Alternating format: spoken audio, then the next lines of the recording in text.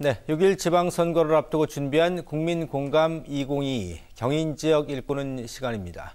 오늘은 박영기 더불어민주당 성남시장 예비 후보 모시고 출마의 변을 비롯해 다양한 말씀 나눠보도록 하겠습니다. 안녕하십니까? 네, 안녕하십니까? 네, 어서 오십시오. 네.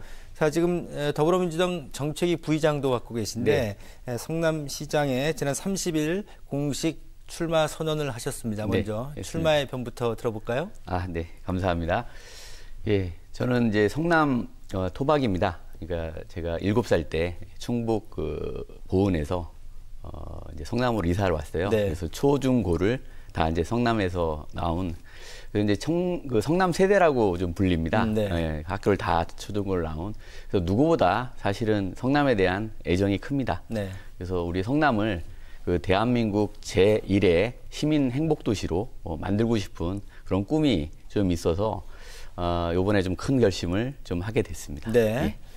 예. 이력을 좀 보니까요. 아주 오랜 시간 동안 노무사로 활동을 해 오셨더라고요. 한국공인노무사회 회장도 역임을 하셨는데 노동법률 전문가로 이제 노동 현장에서 억울하거나 잘못된 사례들을 바로잡는 그런 일을 하셨는데 그런 이력이 한 도시의 수장으로서 어떤 강점이 있다고 보십니까? 예. 이제 공인노무사는 사실은 경제 전문가기도 하고요. 네네. 뭐 인사노무 전문가기도 하고 일자리 전문가입니다. 그리고 노사관계 전문가고. 그렇죠. 그래서 이런 모든 것은 사실은 우리 성남시에 꼭 필요한 일들입니다. 네. 그리고 더구나 중요한 것은 이제 갈등 조정, 갈등 해결에 관한 능력이 네. 굉장히 중요하다고 좀 봅니다. 그런 면에서 이제 노사관계만큼 좀 갈등이 심각한 갈등이 없거든요. 그렇죠. 예, 그런 부분을 갖다가 잘 조정 해결해 왔고요. 또 이제 공인노무사 회장을 작년까지 이제 4년간 하면서 여러 가지 이제 어려운 것들을 다 극복을 좀 했습니다. 그러니까 공인노무사 회관도 30년 만에 제가 단독 사옥을 8층짜리 매입하고 공인노무사법 개정을 30년 만에 했습니다. 그래서 변호사법 수준으로 이렇게 올리면서 공인노무사가 전문 자격사로서 최고의 지위에 오르도록 이렇게 여러 가지 정책적 능력, 그다음 법률 제정 능력 이런 것들을 두루 좀 섭렵했기 때문에 네네. 우리 성남이 매우 큰 도시입니다. 대한민국에서. 그렇죠. 예, 충분히 운영할 그런 능력과 전문성을 키웠다. 예, 그렇게 말씀드릴 수 있을 것 같습니다. 예, 예. 뭐 노무라는 분야 자체가 두루두루 다 넓게 퍼져 있기 때문에 시장으로서의 역할을 하는데 큰 밑거름이 됐다. 뭐 이렇게 판단을 하시는 것 같습니다. 네. 네. 자, 그리고 이제 선거 얘기를 좀 해보면 은수미 현 시장이 불출마를 선언하면서 성남시에 아주 많은 후보들이 지금 나오고 있습니다. 그런데 이제 쟁점은 새로운 시장이 선출이 되면 기존의 현 사업들이 멈추거나 혹은 뭐 행정적인 혼란이 오지 않을까 우려하는 그런 시각도 있고 이 점에 대해서 특히 민주당 후보들의 고민이 많을 것 같은데 네. 어떻게 보십니까? 네, 성남은 이제 기존 12년간, 그러니까 이재명 시장 8년, 그다음에 은수미 시장 4년 이렇게 민주당 저희 정권이 이제 네. 시장을 하고 있었습니다. 그래서 이제 저는 행정은 이제 계속성, 그다음에 연속성도 중요하다고 봅니다. 그래서 혁신과 계승 이런 관점을 가져야 된다고 보고요. 네. 은수미 시장님이 잘하신 일이 있습니다. 뭐 취약계층 보호, 여성이나 노인이나 아동이나 뭐 청소년과 관련된 여러 가지 취약계층 보호 활동, 노동 쪽도 마찬가지고 네. 잘 해오셨어요. 그래서 그런 부분 계승 발전시키고요. 또 좀 아쉬운 점도 있습니다. 그러니까 지금 분당의 재건축 이슈나 어떤 재개발 이슈와 관련해서는 그런 부분은 그러니까 좀 우선순위가 아니었던 것 같아요. 그래서 그런 요구와 불만이 많이 좀 폭발한 게 이번 대선이 아니었나 네네. 이렇게 생각을 합니다. 그래서 분당의 재건축, 그다음에 원도심의 재개발과 관련해서는 좀 신속하고 좀 빠르게 진행될 수 있도록 행정을 좀 과감하게 좀 하려고 그런 계획입니다. 네, 일단 현안의 우선순위를 좀 다시 재정리할 필요가 있다. 네, 맞습니다. 기존에 이제 은수미 시장의 여러 가지 정책들을 한번 파악을 하고 난 이후에 또 그런 과정들이 이어지겠죠. 예. 자, 이제 후보만의 성남시 발전 비전에 대해서 좀 다양하게 얘기를 나눠보겠습니다. 무엇보다 최우선 과제는 코로나 위기 극복이다 이렇게 강조를 하셨더라고요. 일상 회복 그리고 민생 회복을 위해서는 좀 어떤 계획을 갖고 계십니까? 저희 성남이 이번 대선을 치르면서 굉장히 뜨거운 정쟁의 도시로 돼 있잖아요. 네. 그래서 불필요하게 성남 시민들한테는 그게 뭐 필요하지도 않고 사실은 삶을 왜곡시키고 있거든요. 네네.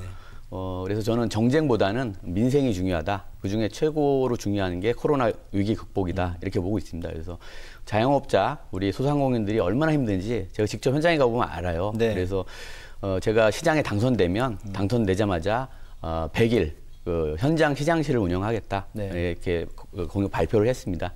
그래서 정말 저희가 3개국 50개 동인데요. 네. 그 50개 동을 100일 안에 전부 현장 방문해서 현장의 구체적인 어려움이 뭔지 우리 현재 성남시의 공무원이 한 3,100명 됩니다. 네. 예, 그분들과 함께 이 코로나 위기 극복에 최선을 다하겠습니다. 네. 그러고 나면 이제 저희가 성남시 설립이 1973년 됐습니다. 그러니까 내년이 이제 시설립 50주년이에요. 그러네요. 예, 네. 그래서 이 코로나 극복을 아주 현명하게 잘 극복하고 좀 축제 분위기에서 50주년 성남 생일을 좀 맞이할 수 있도록 그렇게 준비하고자 합니다. 네. 세계구의 50개 동을 100일 동안 두시겠다. 네. 그런 계획을 또 말씀을 예, 해주셨고. 현장 시장실을 운영하겠다. 그래서 예, 아예 알겠습니다. 현장에 있겠다 이렇게 예, 말씀드리겠습니다. 현장 예. 시장실 100일 운영. 네. 자, 이제 후보께서 발표하신 핵심 공약 얘기를 해볼 텐데 주거 혁신, 경제 혁신, 그리고 교육 혁신 이렇게 세 가지 큰 틀에서 중요성을 강조하면서 혁신 공약을 발표를 하셨습니다. 사실 모든 지금 후보들이 뭐 재개발, 재건축 비롯해서 성남을 좀 깨끗하게 만들겠다, 쾌적하게 네. 만들겠다 이렇게 뭐 얘기는 하고 있는데 박 후보께서 갖고 계시는 관련된 그 주거 혁신과 관련한 현안 뭐 어떤 대비책이랄까요? 대안은 뭐가 있을까요? 저는 요번에 이제 분당의 재건축 추진위가 이제 결의대회 할 때 직접 가봤습니다. 네네. 현장의 목소리를 들어보니까 역시 다르더라고요. 근데 이제 분당에 계신 분들은 사실은 그런 요구를 많이 안 해왔기 때문에 시행정에서 좀 뒷순위가 됐던 것 같아요. 후순위가. 근데 이제 원도심의 주민들은 그 요구를 좀 많이 네네. 잘 하시니까 그게 반영이 바로 됐는데 그래서 그 결의대회 때 주민들 모습 보니까 뭐 이렇게 전문꾼 뭐 이런 느낌이 전혀 없이 네네. 정말 그 일반 시민들이 자신들의 이해와 요구를 이렇게 말씀하시더라고요. 그래서 그 재건축 아까 말씀드린 대로 기존 성남시 정책은 뭐 재개발보다는 그 보존이나 뭐 이렇게 재생 쪽에 가까웠거든요. 저는 그 뭐 대한민국도 마찬가지만 그 주인은 국민이고 시민이라고 봅니다. 네. 그들이 내는 목소리를 경청하는 것, 그게 가장 중요한 것 같아요. 그래서 저는 도시 기본계획 5년마다 수립하는데요. 네.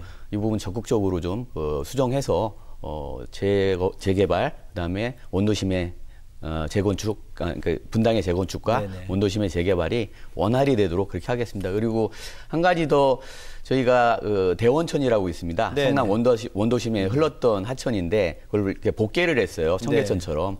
예, 그 부분을 좀 복원해서 성남 원도심과 분당이 이어지는 그리고 하여튼 이 도시 환경 굉장히 중요하지 않습니까? 네. 이 부분도 좀 그 환경 친화적이고 휴식이 될 수 있는 그런 공간으로 탈바꿈시키도록 그렇게 하겠습니다. 네. 성남의 경제 혁신은 단연 이제 판교에서 시작돼서 질 좋은 일자리 창출에 있을 듯 싶습니다. 관련한 계획은 좀 어떻게 잡고 계신가요? 예. 판교는 그 대한민국 ICT의 중심 도시입니다. 자랑이고요. 네. 이 성남의 자랑이 사실은 대한민국의 자랑이 전 세계의 자랑이 되도록 그 지원을 좀 아끼지 않으려고 합니다. 네네. 특히 제가 직접 그 네이버, 카카오 그 직원들 좀 만나봤습니다.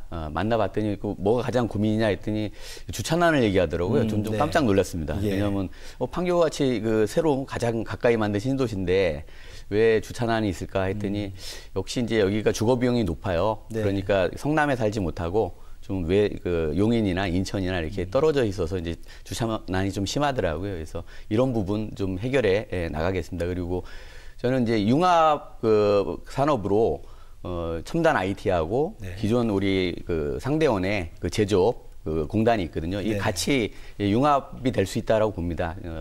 제가 보기에는 그 협동조합이었어요. 사회적 협동조합 방문을 했는데 그 장애인들이 일을 하는 곳이었습니다. 거기 데이터 라벨링이라고 이렇게 그 무선 그러니까 무인 자동차를 이렇게 시험하는 그런 기업 대기업에서 용역을 줬는데 네.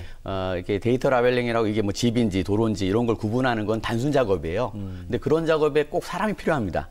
예, 어려운 일이 아닌데 네. 그렇게 첨단 IT 산업과 기존에 원돈심에 있는 그 공단의 노동자들이 같이 일자리를 만들고 창출하는 그런 그 융합산업이 가능하겠다라는 네. 좀 판단이 들어서 상생 발전하는 그런 쪽으로 시정을 좀 펼쳐보고자 합니다. 네.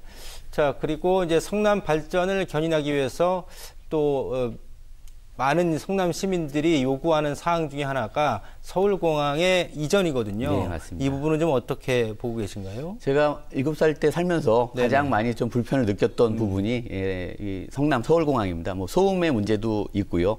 그다음에 뭐 고도 제한과 관련된 문제도 있고 성남 발전을 가장 좀 왜곡했다 이렇게 보는데 네.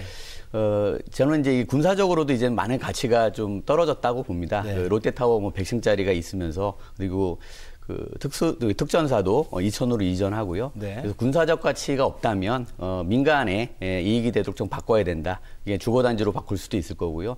아니면 이제 그 공항의 기능을 군이 아니라 민간이 활용할 수 있도록 한다면 네. 경제 성장에도 도움이 될 겁니다. 그래서 그 서울공항의 활용도에 따라서 성남은 정말 그 교육과 그다음에 그 재개발, 재개발 재건축도 사실은 이전 단지가 필요합니다. 네. 주민들의 그런 부분에 있어서도 서울공항은 중요한 기능을 할 것 같습니다. 그래서 서울공항이 사실은 불편함의 성남의 상징이었다면 이걸 잘 개발하고 발전시키면 아주 성남의 새로운 성장의 원동력이 되겠다. 네네. 그런 생각을 갖고 있습니다. 사실 이전 이후에 그 공간을 어떻게 활용하느냐가 또 핵심 사항이 될 테죠. 예. 자, 이제 시간이 다 흘러서 마지막 질문을 드려야 될 것 같습니다. 끝으로 성남 시민분들에게 전하고 싶은, 당부하고 싶은 말씀 카메라 보시고 네. 말씀해 주시면 되겠습니다. 예, 지금 우리 성남 시민 94만 명입니다. 정말 코로나 2년이 넘게 진행되면서 너무나 힘들어하세요. 뭐 사실은 그 부분에 자유로운 분들이 없기 때문에 제가 만약 성남 시장이 된다면 이 코로나 극복, 그 위기 극복에 최일선에서 뛰겠습니다. 함께 뛰겠습니다. 저희 공무원 3,100명과 함께 우리 94만 성남 시민이 행복한 대한민국 제1의 시민 행복 도시 박영기가 만들도록 하겠습니다. 함께 하겠습니다. 감사합니다. 네. 네, 지금까지 박영기 더불어민주당 성남시장 예비 후보와 함께 다양한 말씀 나눠봤습니다. 늦은 시간 함께 해주셔서 대단히 고맙습니다. 감사합니다. 네, 감사합니다.